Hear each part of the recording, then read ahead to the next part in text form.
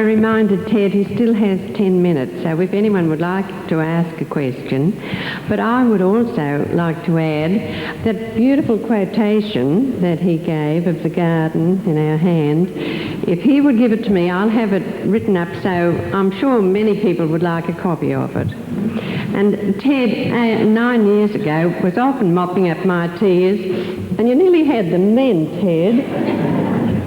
So, if there are any more questions, or any questions, he'd be pleased to answer. Where's our roving? Jesus, I am the way, the truth, and life, as being the only way. And I think there is only one way. There is only one way. And Jesus was living that one way, just as Sai Baba and Buddha and others have lived that one way. And I think that's what we refer to today as Christ consciousness. We sometimes use the word Christ consciousness, pure awareness.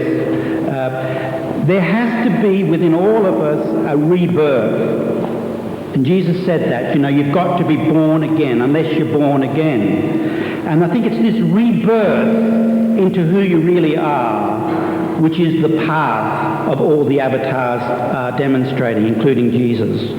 And I've been reading quite a bit lately and seen some of those videos of Joseph Campbell. Did anybody see some of those? And Joseph Campbell was talking about the chakras that we have and the heart chakra. We've got to move to the heart chakra, which is this place of what he actually called the virgin birth, a birth in the spirit. And this is the beginning of a new birth into the realization of who you really are. And once you're there, you're on, it's not just the way or the pilgrimage, you've actually entered into the kingdom. Does that make sense? So it's a universal teaching of Jesus there, not an exclusive one, in my view. And the miracles of Sai Baba interested you at any stage of your transformation, and the miracles of Jesus, have you found clarity? Yes. When I was pondering leaving the ministerial priesthood, because I was having difficulties with a lot of the structures. I felt so many people were serving the structures. I began to read a lot of modern theology, and there was a lot of questioning of the miracles of Jesus, whether in fact they did occur, or whether or not they were mythological sort of statements that were referring to some sort of spiritual reality happening in people, rather than, say, the man blind, his eyes are open and he actually sees. Was it more or less referring to this new birth where he has a spiritual insight? Those sorts of things. Did Jesus feed all the 5,000 people with a few loaves and fishes, or did he get some of the selfish people there who brought along their lunches anyhow to say, let's put it all into one big pile and then we'll all get a share? These are the sorts of things some of the theologians were beginning to say. So I wasn't too sure, on the question of whether Jesus was actually working, because I wasn't there to see them.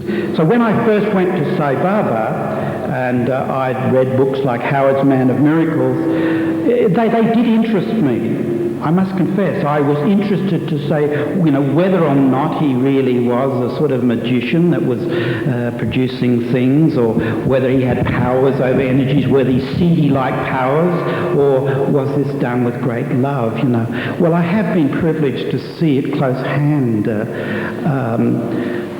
Just to recall, like the first miracle I saw of Baba's, I was in an interview, and in some ways these are like, as he rightly says, some of these miracles are like mosquitoes. I believe there are plenty around here. Mosquitoes on an elephant's back. Do you remember he said that, Baba, didn't he? But I was at this interview, and I was thinking at that stage whether I should marry or not. And he created, there was an American woman, I remember Maynard Ferguson's wife, and he asked her what she would like, and she said, well, I'd love to have something from you, Swami, you know, and then he immediately created this big bulky ring which perfectly fitted her finger.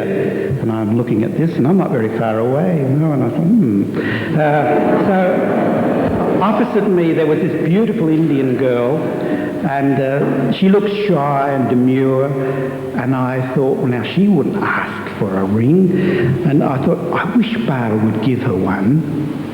I no sooner thought that than he created another entirely different ring and gave it to this Indian girl. And then he came and sat down, and he always looked at me because he knew I was doubting him, you know. And I said to him, what a cheek, really. I said, Swami, if it's your will that I marry, I would like a wedding ring for my wife.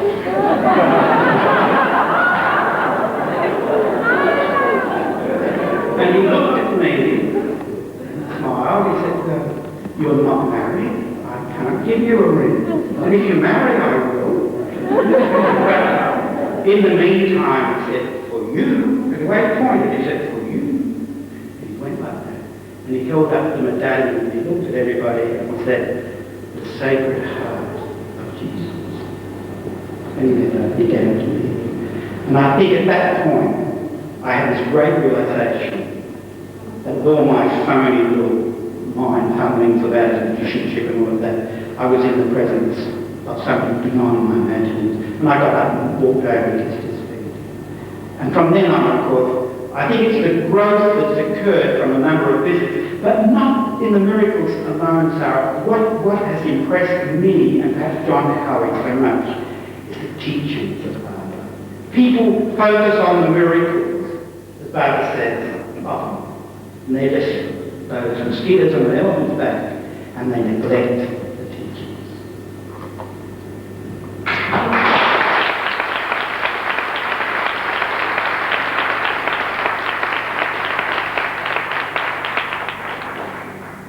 We have one more question. Oh, sorry. That's not good. Sorry, I was thinking you have the enviable position and admirable position of being a priest and also knowing Swami.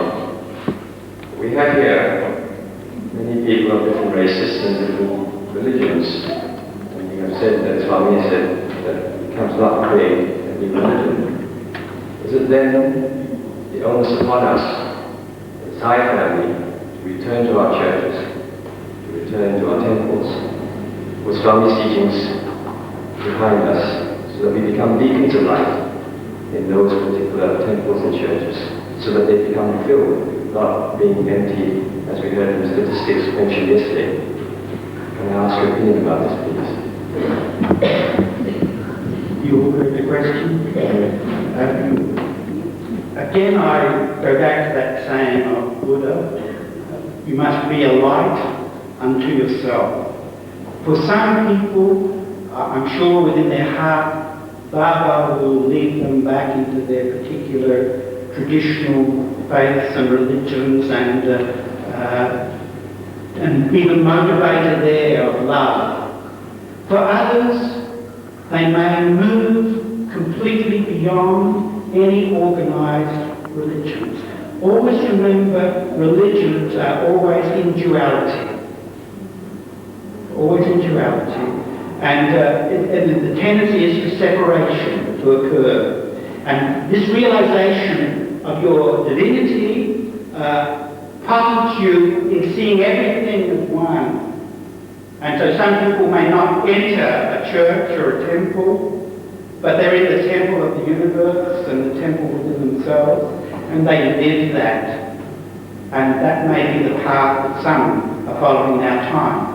And many of the people who are concerned about the ecological problems of our Earth, I think Joseph Campbell talks about, or somewhere, a new mythology of our time could be this whole emphasis on the preservation of Mother Earth. So I was interested to read years ago that, Ramakrishna had founded a number of monasteries.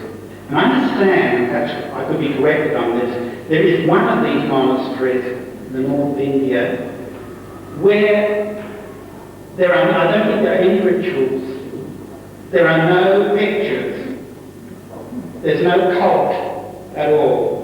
It's pure Advaita Vedanta.